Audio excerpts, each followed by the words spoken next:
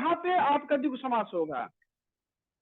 जहां पर अगर आप तीसरे अर्थ की बात होगी, जहां तीसरा अर्थ ऑटोमेटिक प्रकट होने लगेगा, वहां पर बहुब्रीहि समास हो जाएगा। हेलो, जिस समास का पहला पद संख्यावाची हो,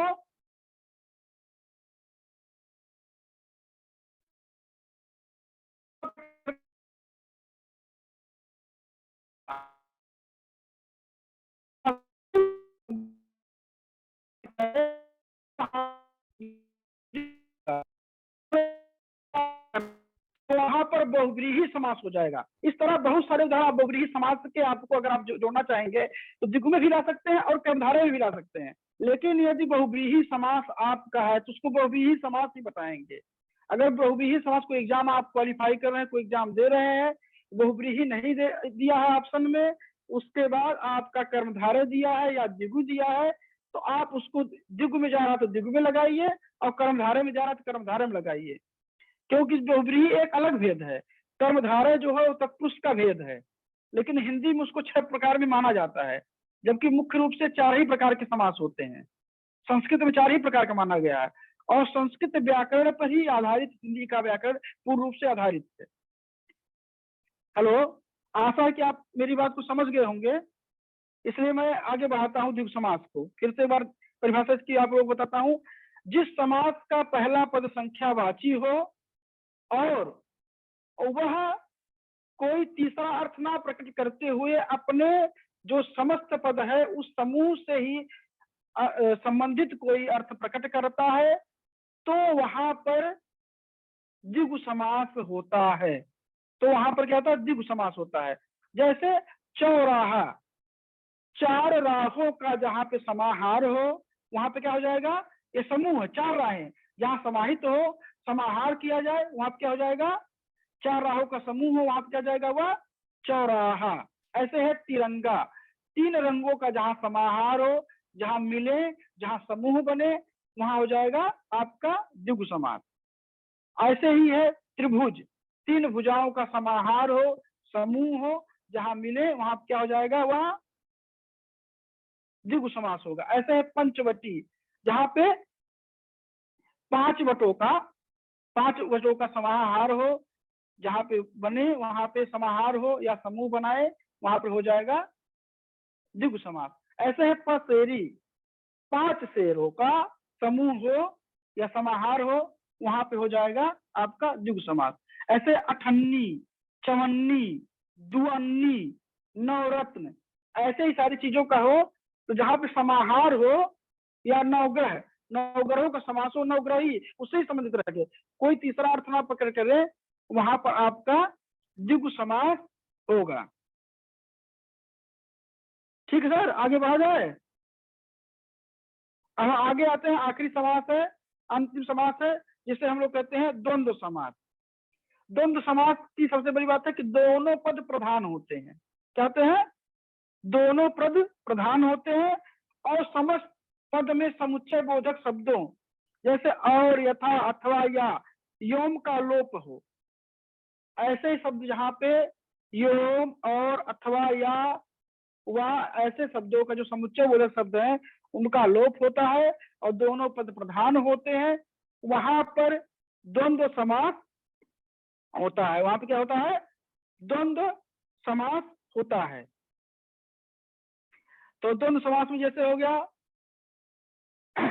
यहाँ पे दिया गया है धन दौलत, धन दौलत, सुख दुख, माता पिता, राजा प्रजा, और क्या हो जाता है? दिन रात, दिन और रात, छोटा बड़ा, छोटा और बड़ा, धरती आकाश, ऐसे सीता राम, कृष्ण राम, राम लक्ष्मण, ऐसे जहां पर 2 समासिक पदों का प्रयोग हो और उनका विग्रह करने पर बीच में और, या, योम आदि शब्द आए, वहां पे क्या हो जाएगा? आपका द्वंद्व समास हो जाएगा। वहां पे क्या हो जाएगा? द्वंद्व समास हो जाएगा। या जैसे कि आपने जो आप पूछ रहे थे, यहाँ आगे दिया हुआ है कर्मधारय समास और बहुब्रीहि समास में अंतर समझने के लिए दिया गया है। समास के कुछ उदाहरण कर्मधारय समास और बर्हिः समास दोनों में ही आते हैं। जैसे पीताम्बर, यदि इसके विग्रह पर ध्यान दे तो अंतर स्पष्ट हो जाएगा।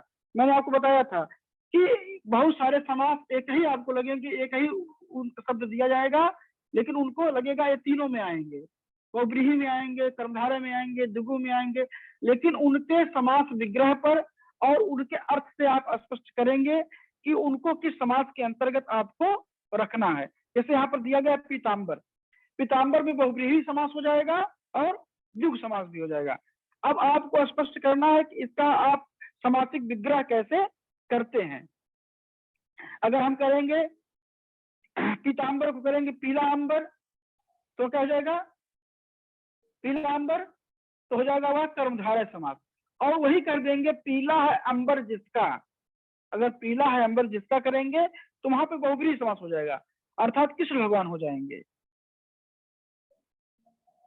समझ में आ रहा है कि नहीं सर, आ रहा आपको? आगे ऐसे देखिए बहुव्रीहि समास और द्विगु समास का भी दिया गया।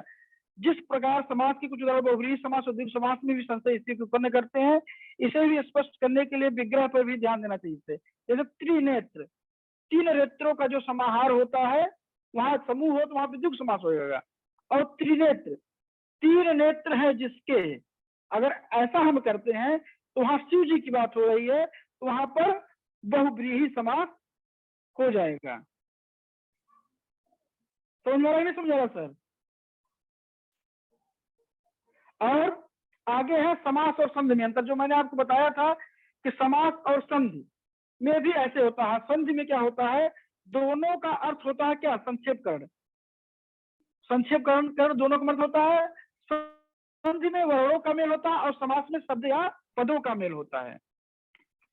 यहाँ वर्णों के मेल से जो परिवर्तन होता है वहां संधि होती है, यहाँ समासों के मेल से जो परिवर्तन होता है या उनके समासों के मेल से जो विकार उत्पन्न होता है, वहां पे पद के मेल से वहां पे क्या हो जाता है, समास हो जाता है।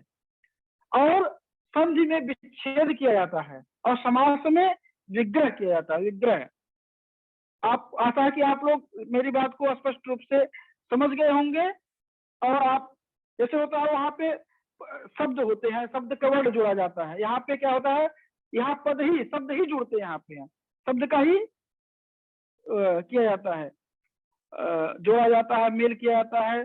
और अगर किसी भाई बंधु का, मित्र का, हमारे जो है प्रतिभागी जन का कोई और सवाल हो तो वह सवाल पूछ सकता है जी। हेलो, हाँ, आप सभी में से किसी भी कुछ पूछना है तो सर जुड़े हुए हैं, सर से पूछ लीजिए। ये आज के दिन का अंतिम सेशन है।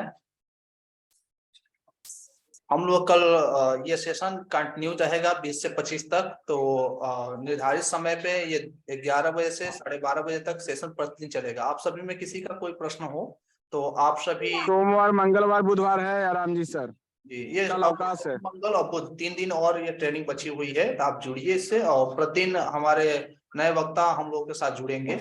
तो सब आप लोगों में और किसी को कोई सवाल हो अगर समाज को लेकर के, तो आप अपनी बातों को रख सकते हैं।